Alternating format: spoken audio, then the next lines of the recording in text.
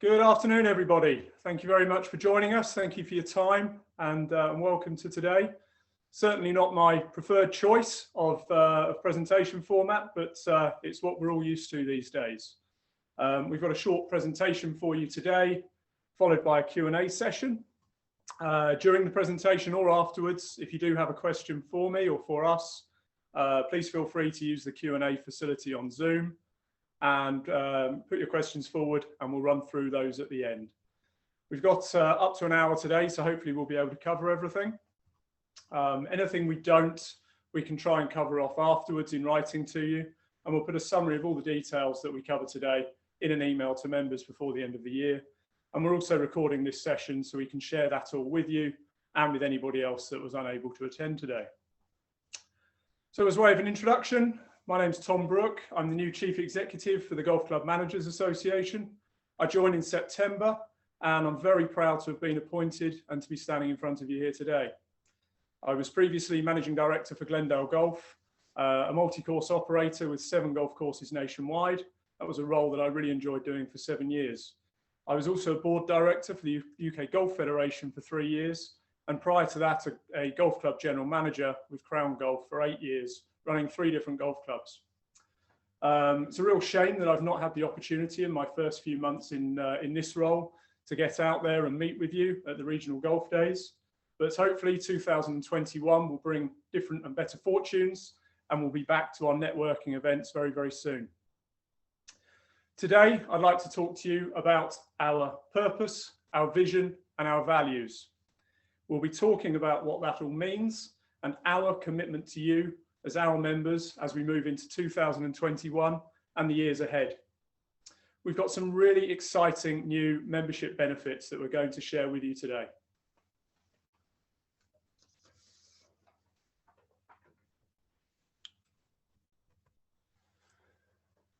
So during my first 3 months with the GCMA, I've been working really closely with the team at head office, as well as the board of directors, our regional managers, the Future Leaders Group, and the Women's Leadership Group. We've been working on the culture of our association and looking at our identity. This is for us to really understand what's our purpose, what's our vision, and what are our values. And by doing that, it allows us to build successfully for the future with clarity and with focus. So first of all, our purpose. Our purpose is why we exist. It's our identity. If anyone has read or watched Simon Sinek, then you'll know all about this. So after the various workshops that we've carried out as a team with the various leadership groups in the association, we've agreed that our purpose is to make a positive difference to the golf industry by supporting the professional and personal well-being of our members. The Golf Club Managers Association was founded 87 years ago by golf club managers for golf club managers. That's never changed and it never will change. Everything we do is about supporting the professional and personal well-being of you, our members. It's not just about helping you in your career, it's also about supporting you as individuals. In doing so, we have better people running better golf clubs for the betterment of the golf industry that we all love and that we all serve. Golf clubs, and in turn, golf club managers, are absolutely at the heart of golf in the UK. So as an association and as individuals, we have a huge part to play in the success and direction of golf.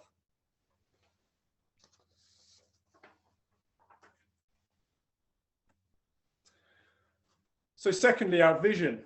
Our vision is our direction. It's where we're going. It's what we're setting out to achieve. And again, with the working parties that we've carried out over the last few months, we've been asking the questions, are we well recognised in the industry? Are we recognised enough at the moment as an association? Could we do more to provide support for our members? Are our members, and indeed golf club general managers in general, valued as much as they should be in the industry?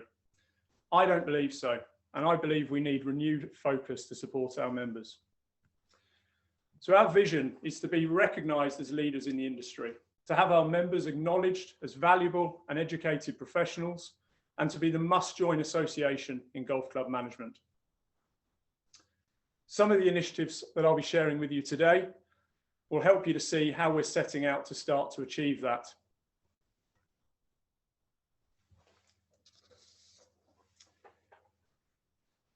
And lastly, our values. So our values are how we represent ourselves. It's the how we deliver our purpose and how we deliver our vision. So let me share that with you now. Our values are to inspire, to educate, and to represent. And what do we mean by that? Well, to inspire. The word community has been a regular theme in conversations that I've been having with everyone that's been involved in the GCMA over the past few months. It's such an important part of our DNA, such an important part in supporting you as individuals and part of our association. And so is leadership. And by being inspired to become better leaders, it gives us more opportunity to develop as individuals, to enjoy our careers more, and to be more successful in everything that we do. In terms of education, as the Association for Golf Club Management, we have a responsibility to provide industry-leading golf club management, professional development services and products for everyone in positions of golf club management and indeed aspiring to become a golf club manager in the future. This is going to be a core focus for us moving forward. It won't happen overnight, but we have put some fantastic steps in place over the past few months, and I'll be sharing some of that progress with you today. And lastly, our third value is to represent. We, as the GCMA, have a duty to represent you as our members, to represent your needs, to represent your views, and to represent your concerns at the top table of golf in the UK. In my view, the direction of golf in the UK is nowhere near as well represented as it could be by those that are actually responsible for running golf clubs. Golf clubs are at the heart of golf in the UK. That's where golf is played and that's where golf happens. That's where we're going to change things and to become more influential as an association.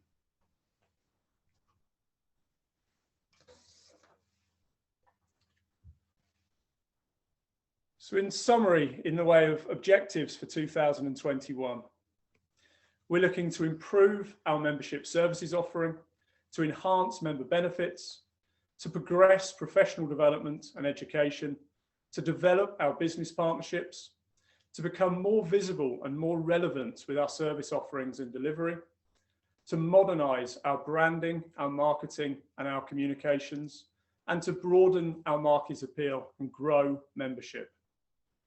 When I say modernize, as I say, we've been in existence for 87 years as an association, and we have a fantastic heritage and history, which we must respect. But at the same time, we have to recognize that there is a need to evolve and move forward to remain relevant and to remain visible in today's industry. By doing that, we'll broaden our appeal and we'll become more appealing to the commercial sector and to today's modern business-focused general manager, as well as the next generation of golf club managers.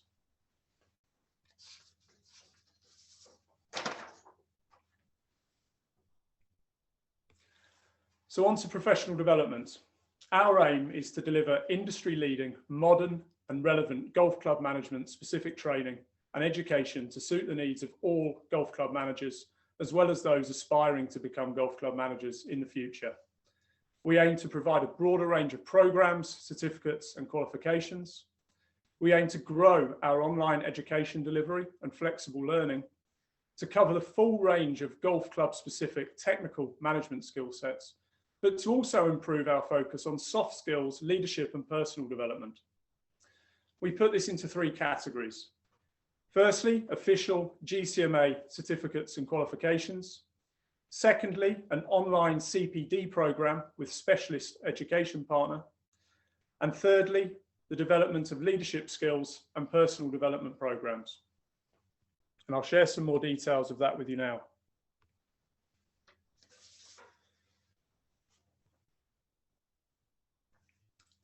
Now, I'm very pleased to welcome our new professional development manager who joined the association in February, Gavin Robinson, who's brought a fantastic wealth of experience with him and has made some fantastic progress with our professional development offering in his first 10 months in the role. Firstly, the GCMA Essential Leadership Skills Workshop is a 2-hour online workshop delivered by members of our board. We've been successfully delivering that workshop online this year and had over 150 delegates attend 8 different workshops throughout the year. We've been welcoming a really broad range of participants, from existing golf club general managers and GCMA members through to those that are currently not members of the association, and indeed some people entirely new to the industry. So it's been a great way of welcoming new people to the GCMA. Secondly, the GCMA Principles of Golf Club Management Certificate. This year, the Principles of Golf Club Management course moved online for the first time in its 30-year history. And this year, we've rolled out 4 online Principles of Golf Club Management courses, welcoming over 75 new delegates to the course. Thirdly, we have our Diploma in Golf Club Management, and we work closely in partnership with the PGA and BIGA to deliver that program. And I'm very excited and pleased to be announcing, new for 2021, we will be working on and launching a GCMA Advanced Golf Club Management qualification. Now, this is in the very, very early stages of development, but Gavin and I have recognised that there is a gap to fill there between the Principles of Golf Club Management course and the diploma, to serve the needs of existing golf club general managers who want to develop their skills, develop their education and achieve a qualification, but in a time-efficient way that suits their work and life habits. And that's what we'll be doing with the Advanced Golf Club Management Certificate.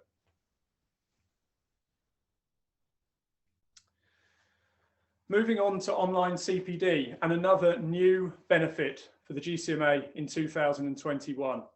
I'm really, really pleased to be announcing that we're introducing the GCMA Skillgate Infinity CPD program.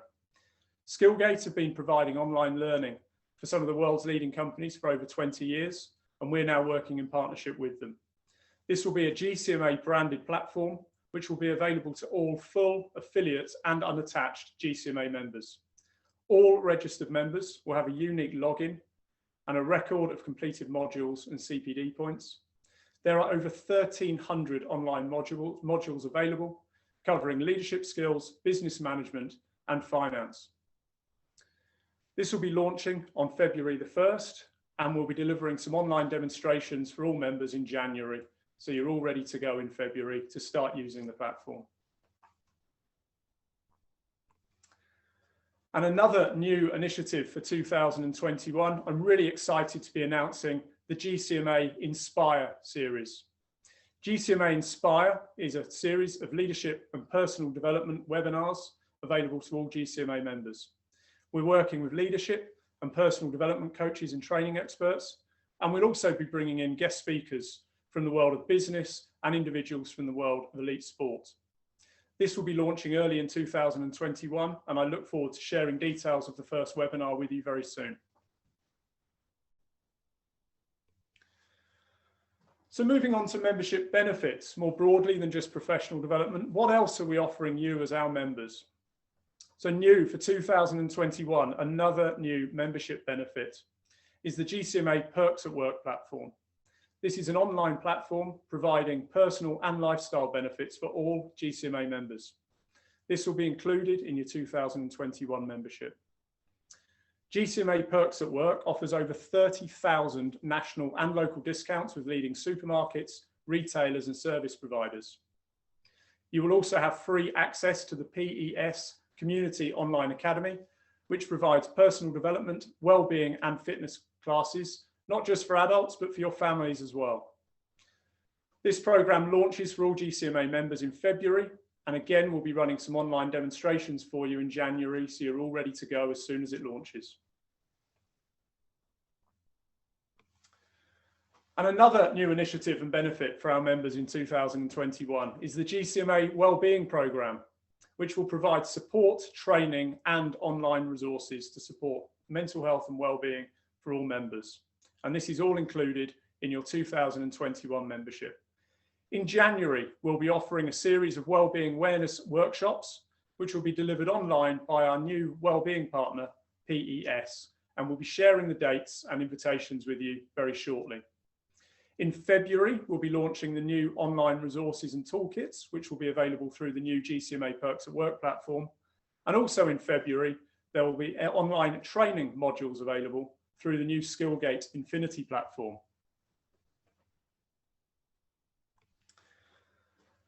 So on to business partnerships, and I'm really pleased to also welcome to the team our new business partnerships manager, Craig Cottrell, who joined the team in February and has been doing some fantastic work in developing relationships with our existing partners and developing relationships with a number of new partners.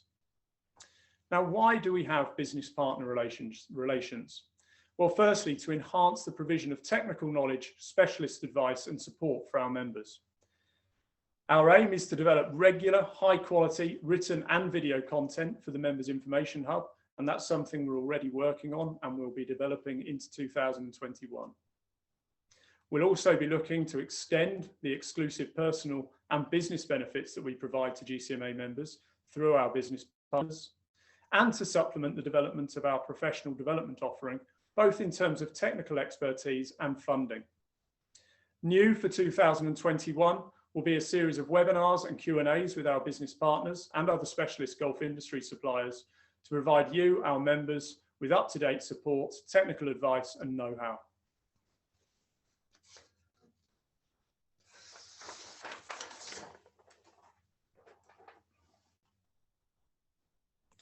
We already work with over 15 business partners, including a number of leading golf industry suppliers and service providers, and more details of those partners are available on our website. Some new partners for 2020, our new legal services partner, MS Rubric, our new health and safety partner, Shield Safety Group, our new energy advice partner, Brooke Green. We're working with Pink Car Leasing, who provide exclusive GCMA member car leasing deals. And I'm very pleased to announce that we've recently agreed a contract with Under Armour as our new clothing partner, and discount arrangements for GCMA members will follow soon. We're also working on a number of new business partnerships for 2021, and we'll be announcing those in due course.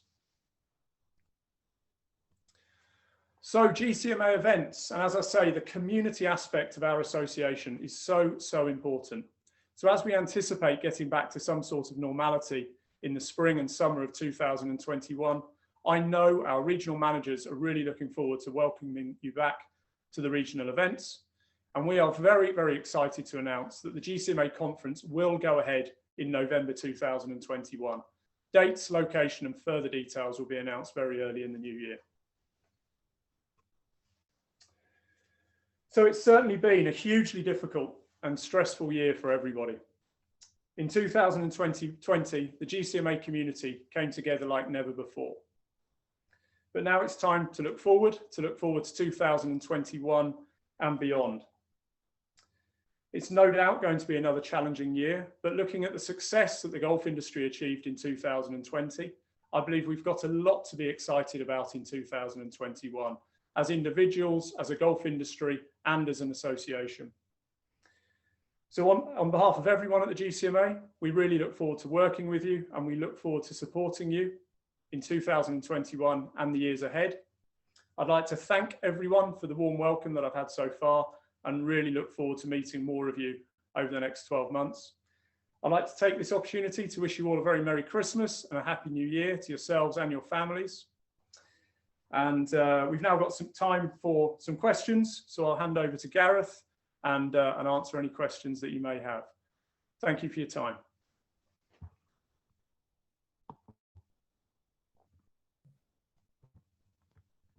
Okay, thanks, Tom. I can see the questions are starting to come in.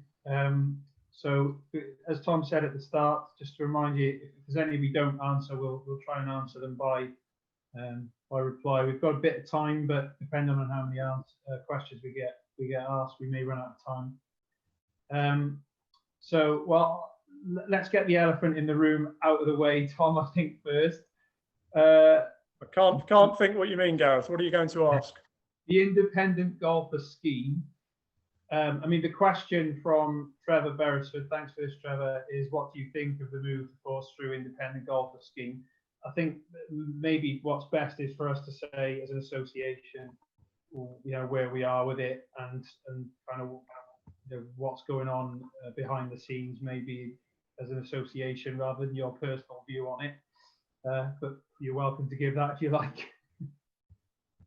So where are we as an association? Well, I think, well, I joined in September, and so far we've had COVID, we've had World Handicapping, and now the Independent Golfer. So it's been a very interesting start.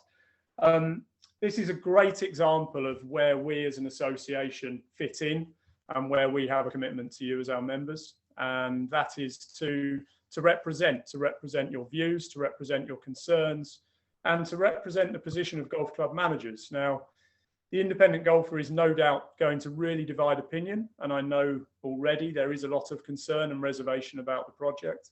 So the best that we can do to serve you as an association and as our members is to ensure that we are ready to receive all of your concerns, all of your feedback, anything that you have to feed back into us about the independent golfer.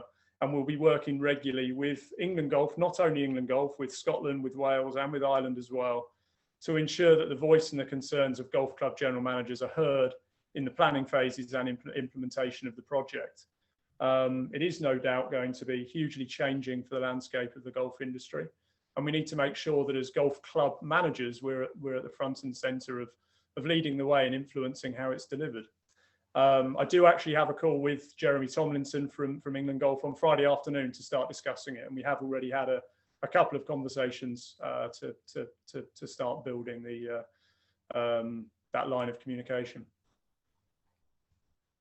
Great, thanks. Yeah, I mean, you came into World Handicapping, but we had the GDPR issue, which was, I think, virtually in your first fortnight, wasn't it? So yes. They're coming at you thick and fast, to be fair, at the moment. Certainly are. Yeah, so moving on to a different topic, Phil Bonsall, sorry if I pronounced that wrong, Phil. How do you feel about the PGA launching a product to directly rival the GCMA? Have you discussed it with them? And is there more that we should be worried about, basically? Is it something we should be worried about as an association? You'd already prepared that for me, Gareth, because when you said elephant in the room, I assumed you meant the PGA, not the independent golfer. So I'll give you a curveball then.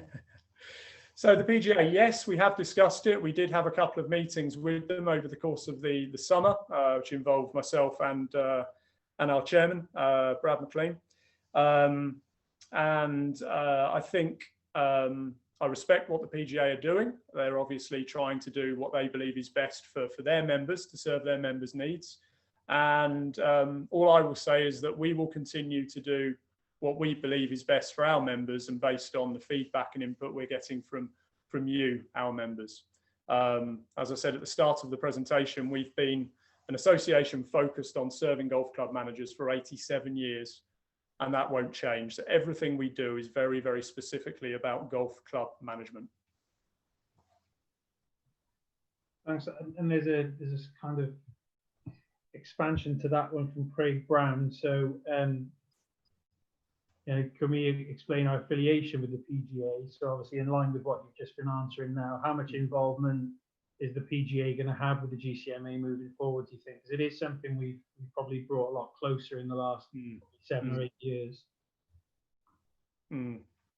So we do work with the PGA on the diploma. We work with them on the diploma program with themselves and with Bigger. And we also work in partnership with the PGA as part of the all-party parliamentary golf group. So there are a couple of platforms and groups that we work very actively with the PGA on. In terms of the business management group and their new membership categories, we're not actively involved in that, and nor are the PGA actively involved in anything that we do outside of the diploma. So at the moment, there isn't any formal agreement or working relationship other than the diploma. Whether there's something to work on in the future, I think, is yet to be seen. Right. Just from David, so apologies I can't give full credit for the question, David, but given past finance issues in the association, how are the new initiatives that you've just announced to the members going to be funded?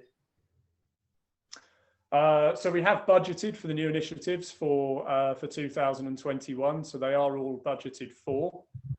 We do, of course, have to be very careful with our financial management, but I'm confident with those new initiatives that it will generate increased revenues in membership and in professional development, and that will provide us with the platform to be financially efficient and sustainable in the future. Great. And I'm just moving through my list here. So if you have sent one in, I'm just shifting through them there.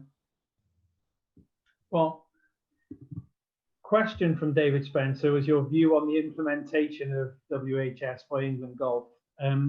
Whether you want to fully go into that, I don't know, Tom, but I thought from having had a bit of exposure to what you were doing with regards to all of that, it might be helpful to just spend a couple of minutes telling the members what it was exactly that you got involved in early in your time. You know, we had all the data protection issues that, you know, you lost days to, really, didn't you? I think it'd probably be helpful for people to know how much was going on behind the scenes from people like yourself, helped by people like Jim at Obvious as well. Yeah, I'm trying to remember it all now, Gareth, because it was a bit of a blur in my first month or so of this World Handicapping thing coming in. So certainly an interesting time. But yes, there was obviously this this huge issue around GDPR, which all of a sudden came to the fore. You know, very, very close to the launch of the new handicapping system, and I started comparing it a bit to Brexit. Actually, you know, suddenly all these things came to the surface weeks before deadline day. So we did very actively work with. I must stress, not only England Golf, with the other home unions as well, and we are very conscious that we have quite an active line of communication in with England Golf, not as active as it should be, and that's something I'm working on. But we haven't been nearly as active as we should be with the other home unions, so that is something that we are working on. So we work closely between the ISVs and with England Golf on the GDPR issue to really understand where that line was. We were able to get information and other advice from various other sources, and we had to be very, very careful with that, not to place ourselves on, I suppose, you know, for want of a better expression, one side of the fence or the other, to either suggest that England Golf's privacy policy was correct and to encourage clubs to share their data, or to not, because there was conflicting legal advice. So we had to be very careful not to side on one side of the argument or not, but rather provide all of our members with all of the necessary information that we possibly could to enable them to make a really well-informed decision. And I think we did that really well.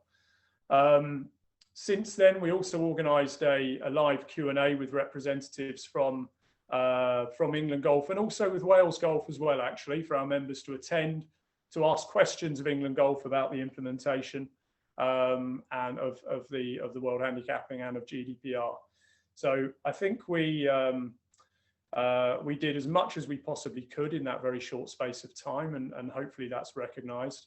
I know there are still issues with the launch, and I know there are ongoing issues with the way the data is being managed, and with certain issues on handicapping and course ratings. Any other concerns that any of our members have in any of the four home nations, please continue to feed that in, because we need to be active in representing your views and your concerns with the home unions. That's great. Thanks for that, Tom. You mentioned education and that yourself and Gavin have already started work on particularly maybe the gap that you've identified between the principals course and the diploma. So we've got a question along those lines from Scott Patience. And so he says the other association that offers high-level education is the CMAE. Many managers are already on this program. Will there be closer alignment with CMAE of any kind, or any kind of relationship or partnership going forward? I think it's a good question, very valid one, and I think the best answer for that at the moment is we would not rule it out. I was actually discussing this with Gavin, our professional development manager, earlier today. As I suggested in my presentation, we will be launching an advanced golf club management program at some point in 2021. One of the options is that we work in closer alignment with the CMAE. It's not the only option, it's one of the options. And I have spoken with Toby, so we've opened up a line of communication on that. I think one important thing to recognise is that the CMAE is a very, very good organisation. They offer a fantastic range of qualifications. However, it's not UK specific and it's not golf club specific. So one thing we absolutely want to make sure that we do is whatever we do provide is UK specific, and most particularly it's golf specific. So if we are to work with any third party from outside of the association on this qualification, we need to make sure that it has a strong golf influence. Lovely, thanks for that. The taking you off to the regional meetings that you're looking forward to starting to be able to attend again. Gary Stango's given us a question.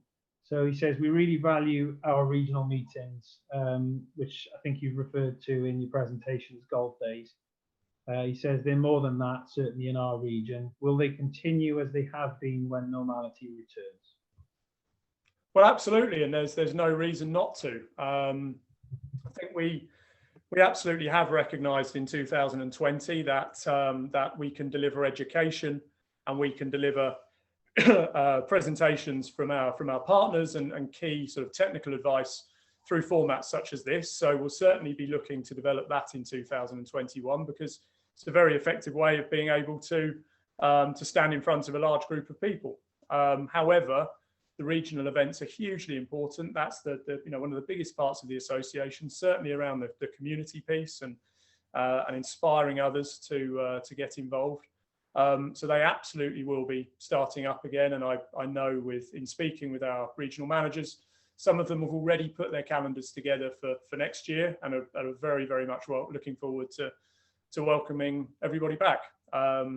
I certainly need to get to the driving range because my golf is pretty appalling, and I know one part of the regional golf days, the regional events is the golf as well as the education and the partnership arrangements. So I do need to start thinking about that as well. Right, I know the feeling well. So a question from John Cox, who in his question makes reference to, he feels there's been a sudden lack of communication, maybe from the regional managers to regional members as to what's going on at board level. Again, I don't know much detail on that, but maybe now's an opportunity to let people know kind of what's going on behind the scenes with trying to open those communication channels, because that's quite hot off the press, isn't it, in the last couple of weeks? Yeah, absolutely. And I think it comes back to the piece that I presented at the beginning of the session today about our culture, and that's not just been the team at HQ involved in that or the board of directors. We have involved the regional managers and other parts of the association as well. So we're really actively engaging with the RMs and also working closely with them to look at those open lines of communication to make sure that the relationship and that there's a really clear, transparent and healthy relationship between HQ, between the board, between regional managers and then the wider membership. So it's something we're actively working on. We actually had a meeting by Zoom on that last week with representatives from the regions and the board and HQ as well. So we're actively working on that, and I'm really positive. I'm really pleased with what we've done so far, and I think it's going to lead to a really positive working relationship for next year. Excellent. And we're going back to the independent golfer, I'm afraid, but it is the hot topic of the week, I imagine. So just a bit of clarity, really, I think, or maybe just clarity on what maybe said earlier on. So Richard Hall's asked, will head office be supporting the independent golfer or supporting the club managers? So I guess it does look like there's a bit of a battle between clubs and England Golf, starting on this, which I understand completely. Yeah. I guess it's just understanding where the GCMA fits, where those battle lines to be drawn. And yeah. Well, let's remember on this, guys, that it's not about Gareth. I know you just use that as an expression, but this is about battling. It's not about conflict. The way that I intend to work with England Golf and the other home unions and any other association and organisation within golf isn't to do battle. It's not to conflict. it's to work really closely with other associations to make sure that our voice is heard, to make sure that our voice is respected. The GCMA have not been visible enough in those sorts of circles previously. That's what we really need to improve. And as I've said, we are the association that represent the people that are actually running golf clubs, responsible for the success of golf clubs, and therefore the majority of participation, vast majority of participation in the UK. So to answer that question, will we be supporting our members and managers, or will we be supporting England Golf? Well, our job is to support our members and our managers. So we will absolutely be supporting and representing the views and opinions and concerns of golf club managers in every thread of conversation that we have with any of the home unions. Does that mean we'll be going into battle? No, it doesn't. It means we'll be representing those views in absolutely the right way. If our opinions and views aren't heard and aren't listened to, then we'll have to continue to push that and do absolutely everything we can to make sure it's being delivered in the way that we best see fit for the success of our golf clubs. Yeah, it's still a fresh topic, I guess, isn't it, at the moment? So just a bit, yeah. There's a lot of work to do on it, and I think one important point to remember on this, and I don't know whether it's sort of 100% clear or not, is that the RNA, or England Golf, have sort of stated that the RNA gave England Golf effectively, let's call it first refusal to be the sole distributor and administrator of the independent golfer. Had England Golf not done it, the RNA would have still done it themselves or chosen a third-party commercial provider to do it. So, if that is the case, then I think we are England Golf are best fit to do that. It's our job now to make sure, as to our best of our ability, that it's done with golf clubs at the heart of that decision making. And probably along these lines as well, there's one question in here from an anonymous attendee, but I'll sort of get to the gist of it.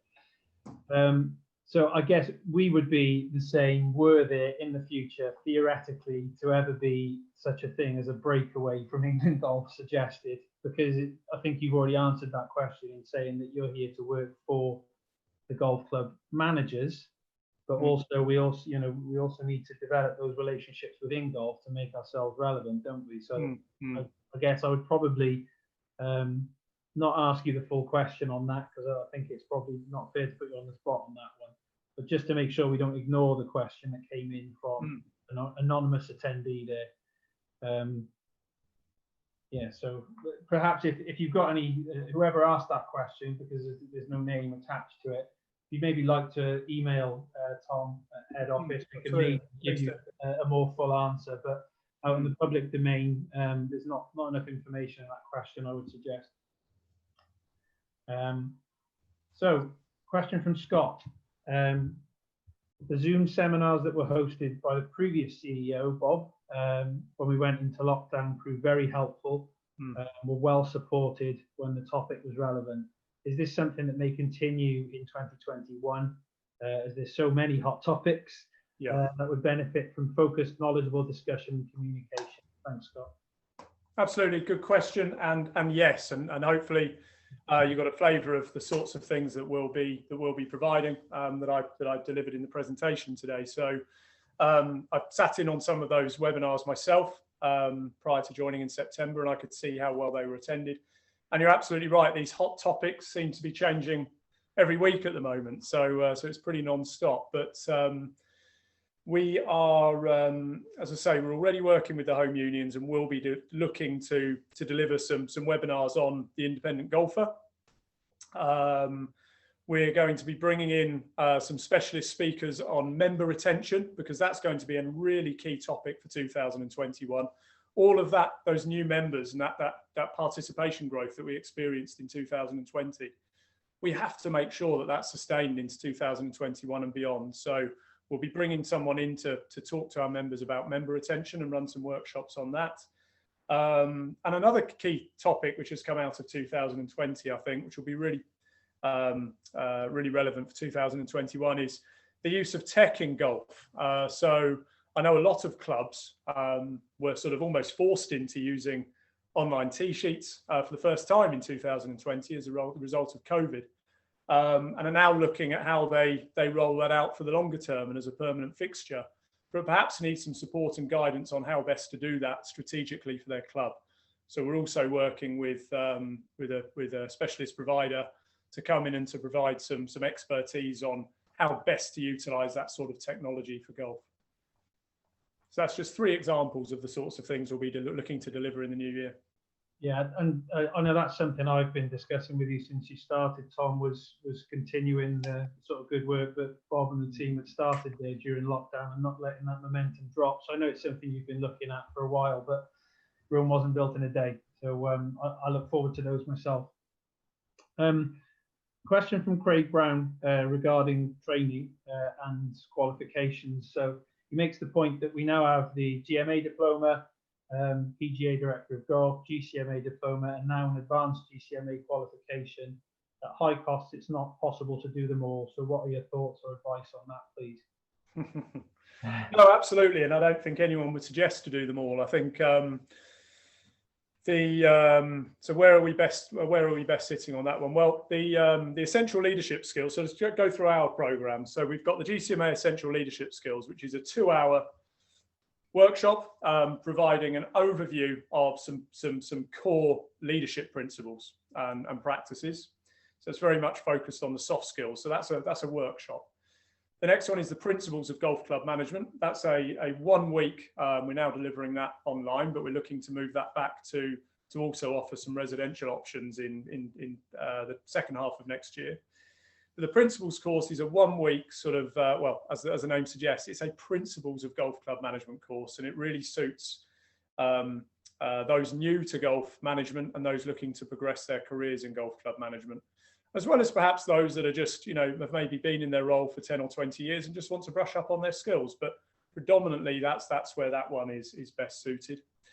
The diploma at the moment is probably the sort of highest level of qualification that we offer. But that is very intensive. It's 3 years of work, and a lot of people in their professional and personal lives can't afford that amount of time to commit to that program. So that's where we've recognised this gap for the advanced certificate, and that's the gap that we're able to fill. That one that would be best placed for serving golf club managers who are looking to have an official qualification and to develop their skills. So that is the one that is best placed for that level of individual. Of course, I can't speak for any of the qualifications that sit outside of our organisation. No, I'd agree with that. I think it's a fair point Craig makes. Is that those absolutely, there's a lot out there. There's a lot of choice for us, and we're going to have to make sure we do a good job of it, aren't we? Absolutely. Well, look, all of a sudden we're in an incredibly competitive environment. My view is that associations within the industry shouldn't exist to compete with each other. We should be working alongside each other for the betterment of the industry, so that the various workforce representatives and the home unions, we should be working closely together for the betterment of the industry and to serve our members. But it is becoming a competitive market. There's ourselves, there's the PGA, there's CMAE. So there is a lot out there, and we just need to focus on what we're doing, focus on making sure that we continue to serve our purpose, our vision, our values, focus on golf club management, and be the best in the industry at doing that. Great. John Barnard, very straightforward. When will the recording of this meeting come out, and where will members find it? I assume we'll give that in our next email, won't we? We'll obviously, I think there's a bit of editing that needs to do just to professionalise the sort of branding, and then hopefully share that on this week's e-news. It will certainly be shared before Christmas. Right. And the last live question I have, so we do still have 14 minutes left if anyone wants to get a final question in, but the last live one I have from that now is for Jason from Digbury Golf Club, who informs us, first of all, that during this webinar I've received an email from Devon Golf saying how disappointed they are. England Golf would not engage in communication regarding the nomad golfer and England Golf will continue to operate as a single authority for golfers. Were we aware of this before this webinar? Could say I wasn't. I don't know if you were, maybe Tom. No, but as I say, I've got a meeting with Jeremy on Friday afternoon, so I'll hopefully be in a position to share more details on where we are with the independent golfer project in the coming weeks.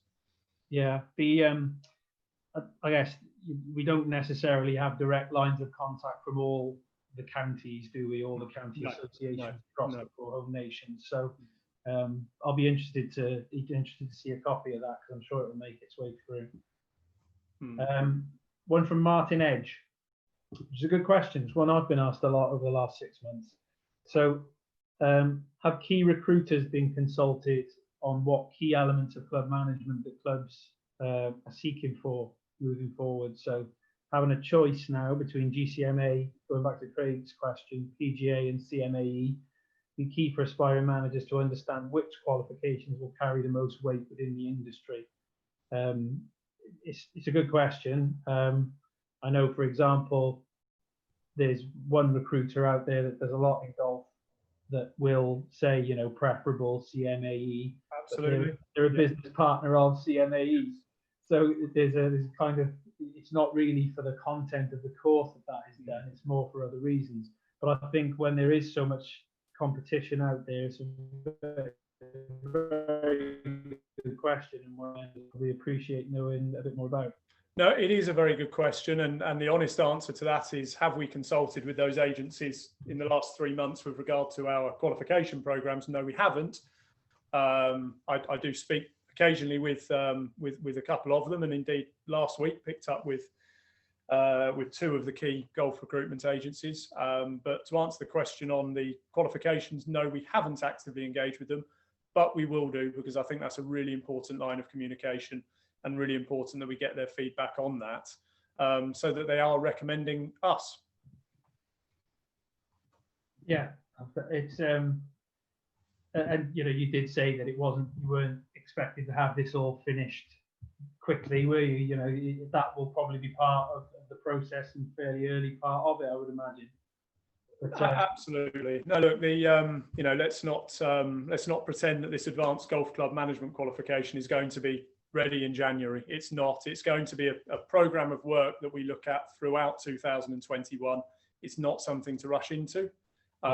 If we have modules available halfway through the year, then it may be that we start releasing some of the modules, but the complete program certainly isn't going to be an overnight piece of work.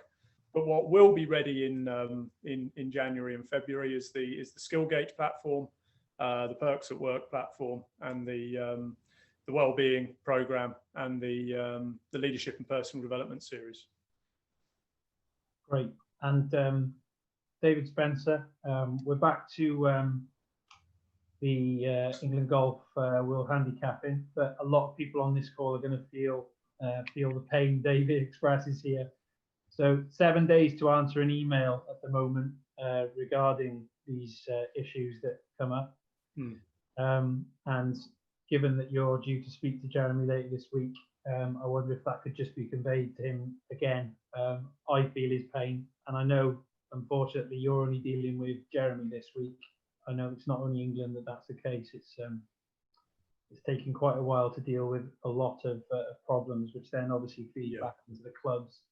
So it's not really a question, but David. No. It's well, it is. It's will you speak to England Golf about it again? And absolutely, I will do. We had a call with them 2 or 3 weeks ago now, and ran through a whole series of bullet points of issues that have arisen to do with slope indexing, individual handicaps going awry or going up or down significantly, tee mapping, all sorts of issues, and we went through all of those.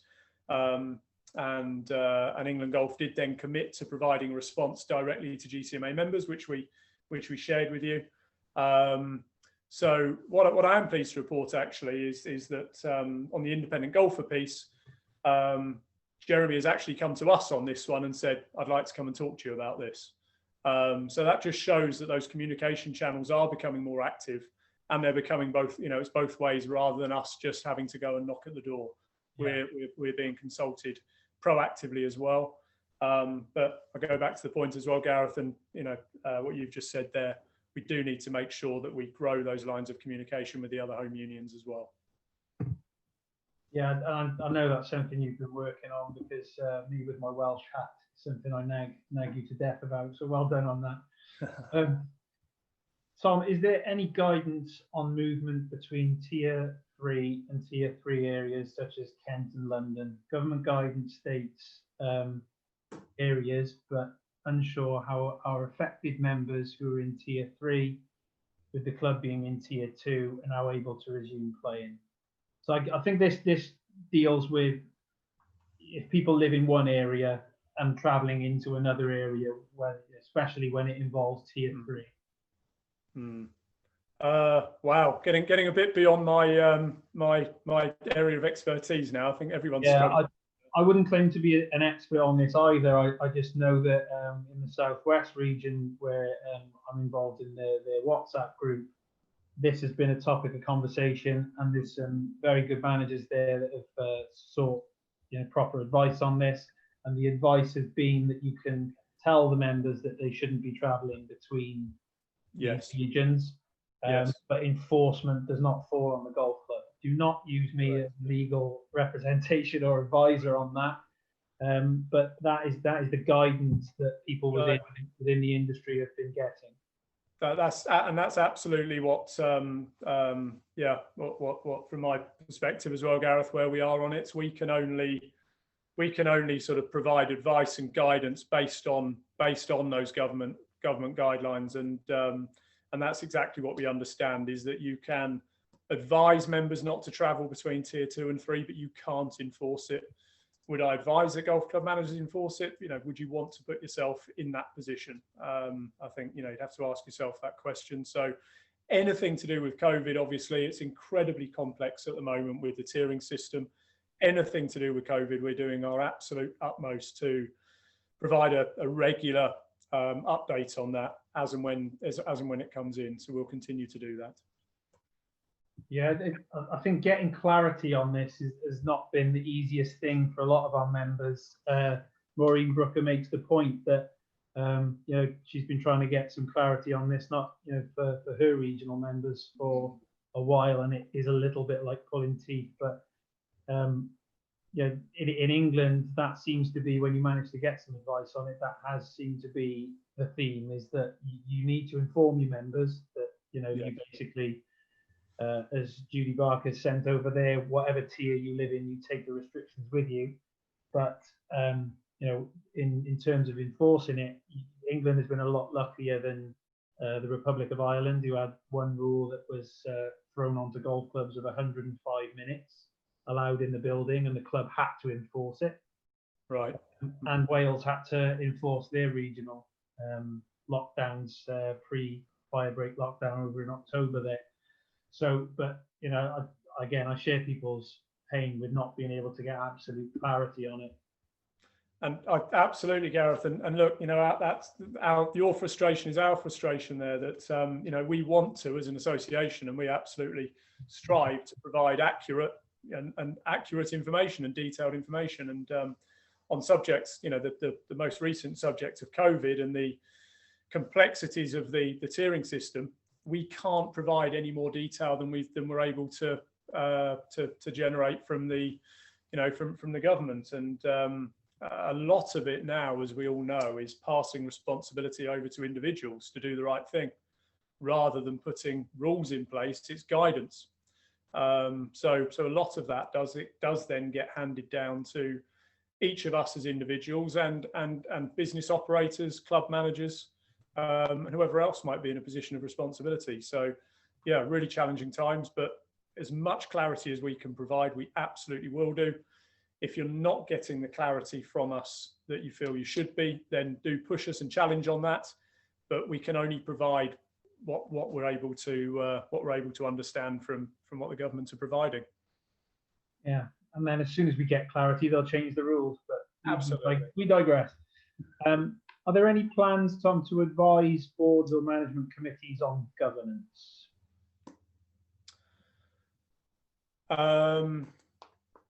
we haven't put anything in place formally in the way of programming. We do cover governance within the Principles of Golf Club Management course. Do we intend to work with boards and committees directly? At the moment, I don't think we are best placed to do that. It's not a priority. Is it something we could look at in the future? We certainly could, but at the moment, our priority absolutely has to be on getting the groundwork done on professional development and membership benefits. But of course, we recognise that working with boards and committees does have a direct impact on our members and golf club managers. So we'll certainly look at that in the future. Yeah, I know it's something the national governing bodies have done a fair bit on in recent years. They still need to do more, but England and Wales Golf, I've attended things myself on governance, so I would hope that they also continue that ongoing battle. Agreed. Okay, we've got 3 minutes left. We've got one question live. So from David Dalby, East Midlands region. So thanks for answering my question about how the new initiatives will be funded earlier on. What help will HQ be able to give regions in attracting new GCMA members? A question close to my heart. So what help do we give the regions? Well, what we hope first and foremost is that all of the new benefits and initiatives that we're putting in place, along with a new marketing strategy, and if you've been keeping your eye on LinkedIn, you would have already seen fresh branding and a lot more visibility on social media, will naturally start generating a lot more in the way of membership inquiries. We do need to take a more proactive approach at HQ in generating and developing membership leads and making those membership sales. That's something I'm working on with the team here in Bristol, and we will actively focus on a more commercial effort to generate more membership sales and increase membership.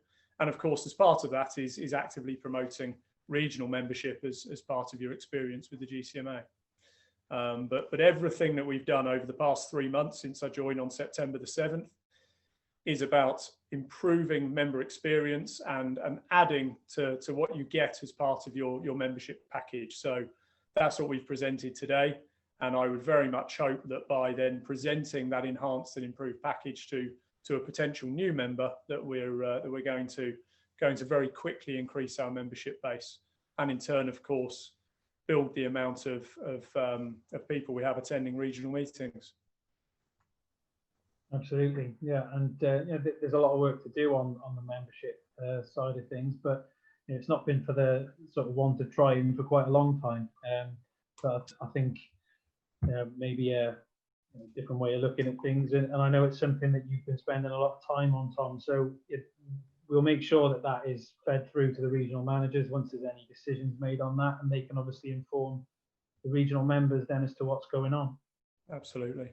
Yeah. So I'll lock the questions now because we're running out of time. So if there's anyone who wants to ask anything that maybe didn't post it in time to be asked today, just a reminder, Tom did say please send questions in. We'll get them answered. Absolutely. Yes, please do. So Steve Settle asks, managers have been under intense pressure during the past months. What's the status of the support and wellness program from the GCMA?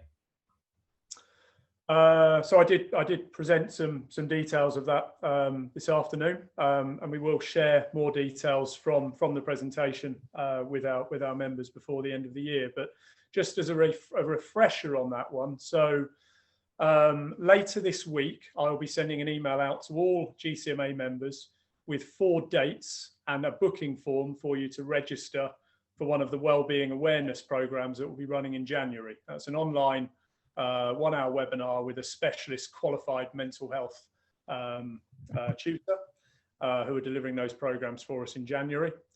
And then in February, we're launching the Skillgate platform, which has a wellbeing module attached to it.